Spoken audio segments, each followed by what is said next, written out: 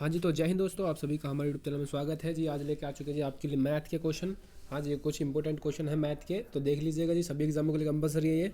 हाँ जी, मैथ है। तो चलिए बिना किसी देरी के अपने वीडियो को शुरू करते हैं। यदि वीडियो पर पहली बार आए तो वीडियो को लाइक एंड चैनल को सब्सक्राइब जरूर कर दीजिएगा।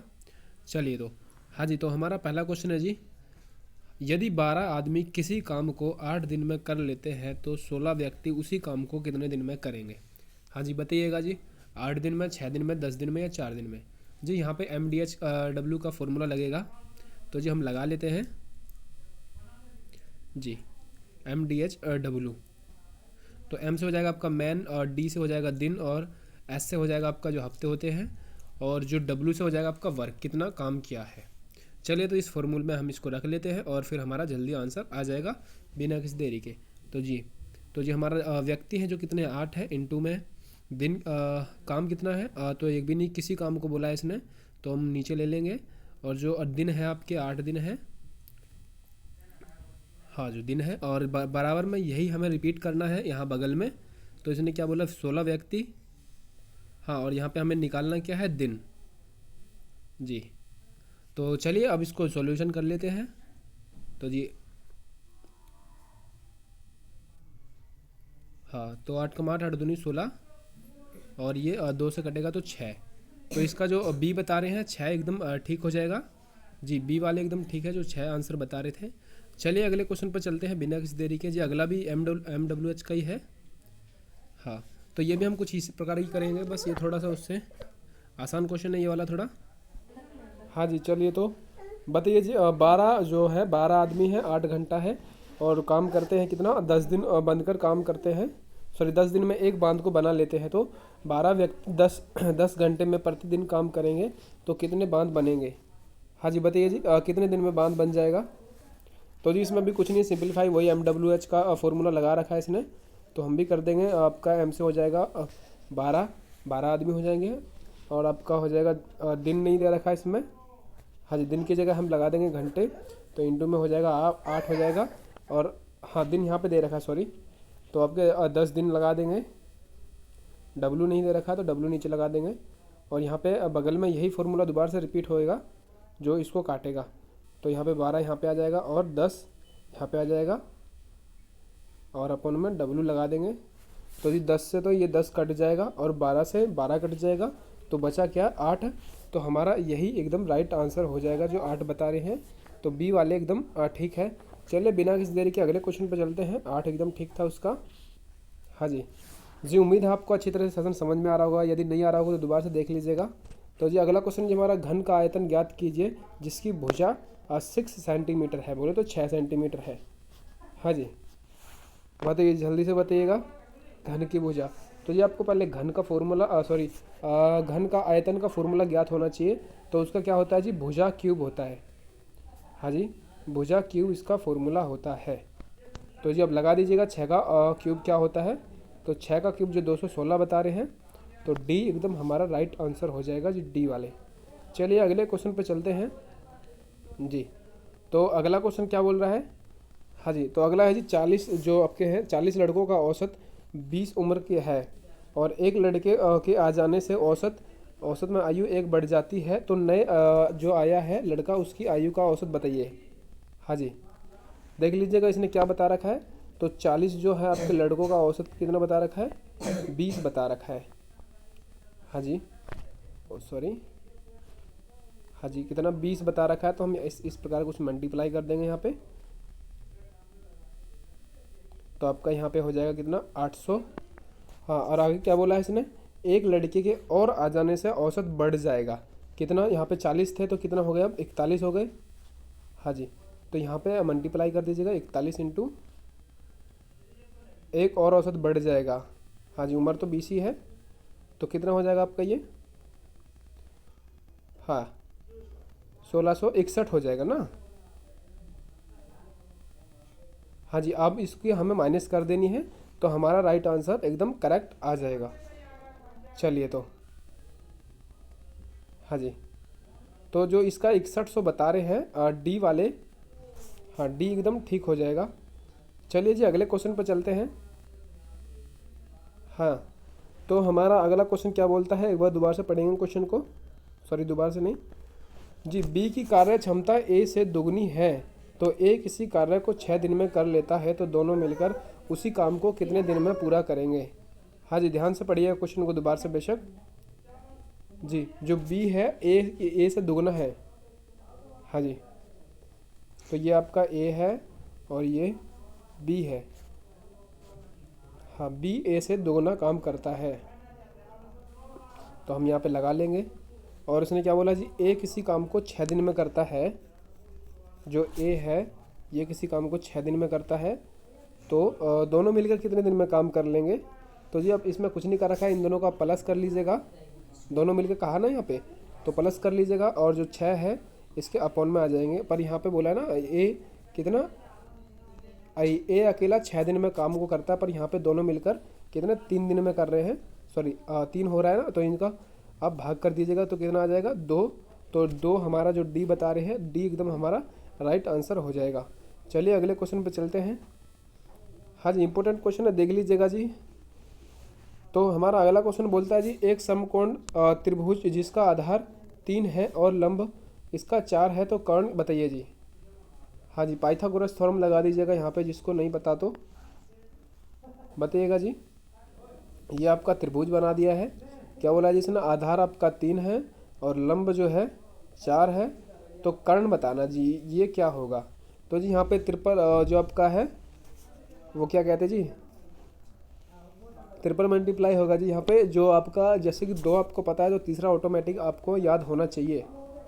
हाँ, तो यहाँ पे जो 3 के बाद 4 और 4 के बाद क्या आता है तो 5, तो ये आपको याद होना चाहिए। सिंपलीफाई है, अगर आपको करना चाहो तो पाइथागोरस थ्योरम से कर सकते हैं जी। तो जो 5 बता रहे हैं डी वाले एकदम ठीक है। चलिए अगले क्वेश्चन पर चलते हैं। हाँ जी, तो अगला क्वेश्चन बोलता है, क्या बोलता है कि 8,000% ब्याज की दर से कितने वर्ष में 10,000 हो जाएगा जी। साधारण ब्याज है यहाँ पे जी, साधारण ब्याज बता रखा है इसने। 8,000 प्रति वहाँ की दर से कितने वर्ष में हमारा ब्याज हो जाएगा। चलिए बताइए जल्दी से। हाँ जी, चलिए तो बताइएगा जी। जी साधारण ब्याज का फॉर्मूला जी RW/T/100 जी, RW/T/100 ये आपका साधारण ब्याज का फॉर्मूला होता है SI बराबर में। तो यहाँ पे देख लीजिएगा, रख दीजिएगा इसकी वैल्यू जी। पहले तो हमें इसमें वो निकालना पड़ेगा जी, SI हमें निकालना पड़ेगा ब्याज, क्योंकि ब्याज तो हमें इसमें दिया ही नहीं जी। 8,000 से बोला है तो 10,000 बोला है ना, 10,000 में होने में कितना लगेगा, तो पहले हमें इसका माइनस करके 2,000 निकालना पड़ेगा।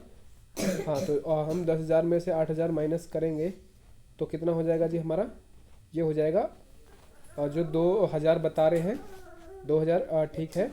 तो हम 2,000 को यहाँ पे रख देंगे वो फॉर्मूले में ही बराबर में। रेट कितना दे रखा है तो जी आपका 5% है और दर नहीं पता हमें। हाँ जी, सॉरी दर हमारी 8,000 है और यहाँ पे टाइम हमें नहीं पता और अपन में 100 लगा देंगे और जब इसकी काटा पीटी मचा देंगे बस हमारा राइट आंसर आ जाएगा। तो हम 2 0 से 2 0 काट देंगे और ये 5 से काट देंगे इसको 20 को, तो कितने पे 4 पे कट रहा है ये। और इसी प्रकार हम ये यहाँ पे 400 आ जाएगा, यहाँ से 1 0 कट गई, सॉरी ये तो कटी हुई है। हाँ, इसको काटेंगे तो कितना आ जाएगा 8 पंजे 40, तो 5 हमारा यहाँ पे एकदम राइट आंसर आ जाएगा। तो 5 वर्ष लगेगा, जो टाइम हमारा यहाँ पे आया है बराबर में टाइम। तो 5 जो बता रहे हैं एकदम ठीक है, 5 वर्ष का टाइम लगेगा 10,000 होने में। चलिए अगले क्वेश्चन पे चलते हैं जी बिना किसी देरी के। हाँ जी, तो अगला क्वेश्चन क्या बोलता है जी, अगला बोल रहा है जी एक गोले की त्रिज्या त्रिज्या जो है आपकी 2:3 है तो इसका अनुपात ज्ञात कीजिए। आयतन का अनुपात क्या होगा। हाँ जी, आयतन का अनुपात क्या होगा बताइए जी। बस आज की तो आपकी बस थोड़ी सी छोटी वीडियो ही है, देख लीजिएगा। चलिए बताइएगा, बस क्वेश्चन होने वाले हैं हमारे। हाँ जी, आयत का अनुपात क्या होगा। तो जी यहाँ पे भी आपका कुछ नहीं लगेगा, यहाँ पे आपका जो क्यूब है वही फॉर्मूला लगेगा भुजा स्क्वायर वाला। तो देख लीजिएगा 2 का क्यूब कितना होता है 8 होता है और 3 का क्यूब कितना होता है, 27 होता है। तो जो डी बता रहे हैं एकदम ठीक बता रहे हैं, सॉरी बी। चलिए अगले क्वेश्चन पे चलते हैं बिना किसी देरी के। तो हमारा अगला क्वेश्चन होने वाला है, हाँ जी, तो हमारा अगला क्वेश्चन है जी, वृत्त का व्यास 14 सेंटीमीटर हो तो क्षेत्रफल ज्ञात कीजिए।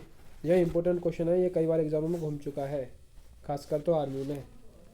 जी बताइएगा जी, आपको पहले इसका फॉर्मूला याद होना चाहिए जी वृत्त का। जी वृत्त के क्षेत्रफल का 2πr², सॉरी 2πr। तो चलिए करते हैं हम जल्दी से, आपका फॉर्मूला लगाते हैं, सॉरी πr² है, सॉरी। तो आपका 22/7 इंटू 14 का व्यास करेंगे तो 7 इंटू 7 हो जाएगा, स्क्वायर बताया था आपको। तो अब इसकी काटाबेटी मचा देंगे, हमारा राइट आंसर तुरंत आ जाएगा। जो 7 से 7 गया और जो आपका ये 7 हो जाएगा 14, तो 154 हमारा करेक्ट राइट आंसर हो जाएगा।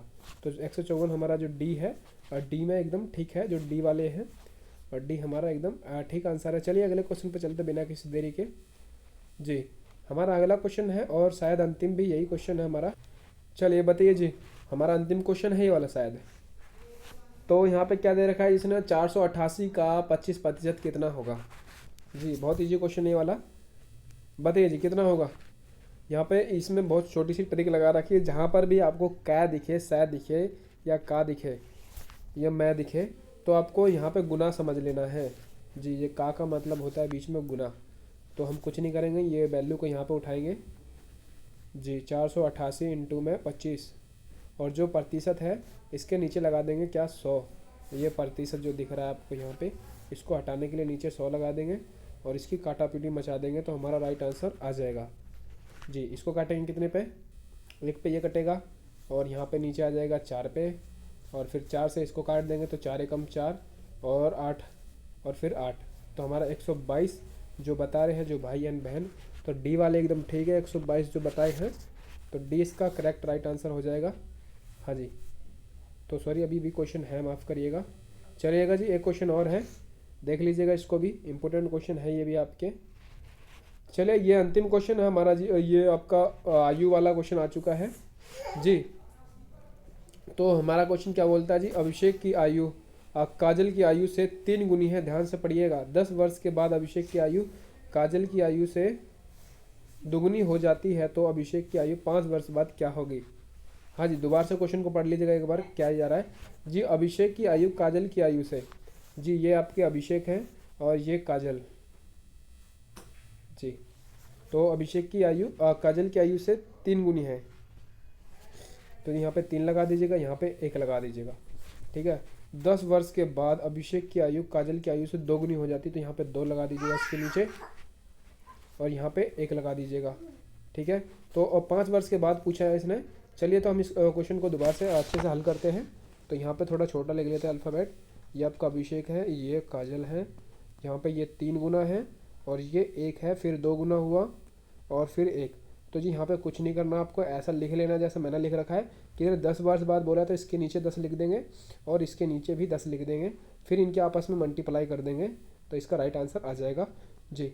तो आप 3 की मल्टीप्लाई 1 से करोगे तो 3 ही रहेगा, और यहाँ पे इससे कर दोगे और तो कितना 30 हो जाएगा, ठीक है। इसी प्रकार हम इसकी मल्टीप्लाई इससे करेंगे तो 2 का 2 रहेगा, इसकी मल्टीप्लाई इससे कर देंगे तो कितना 20 हो जाएगा, और यहाँ पे रख देंगे माइनस का निशान लगा के 20, तो माइनस करेंगे और 30 में से 20 माइनस करेंगे कितना 10 आ जाएगा, ठीक है जी। उम्मीद है आपको यहाँ तक आ गया होगा।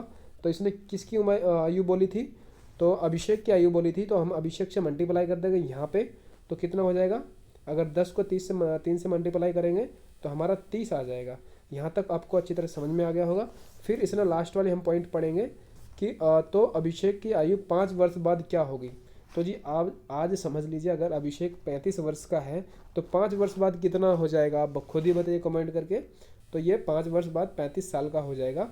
तो हम कह सकते हैं कि इसका राइट आंसर जो 35 बता रहे हैं सी, वो एकदम ठीक बता रहे हैं। उम्मीद है जी आपको समझ में आया होगा, नहीं आया तो दोबारा से वीडियो पॉज करके देख लीजिएगा, कुछ जोर नहीं पड़ता आपको जी। इससे आसान तरीका नहीं है जी ये उम्र वाला समझना, ठीक है। उम्मीद है जी आपको अच्छी तरह से समझ में आएगा हो।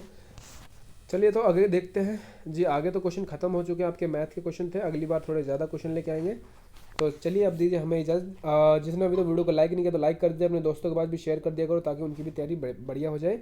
और अभी जिसने लाइक नहीं किया तो कर ही दो, क्या ही जा रहा है जी। चलिए तो अब दीजिए हमें इजाज़त, मिलते हैं नेक्स्ट वीडियो में जी। तो सभी को जय हिंद जय भारत।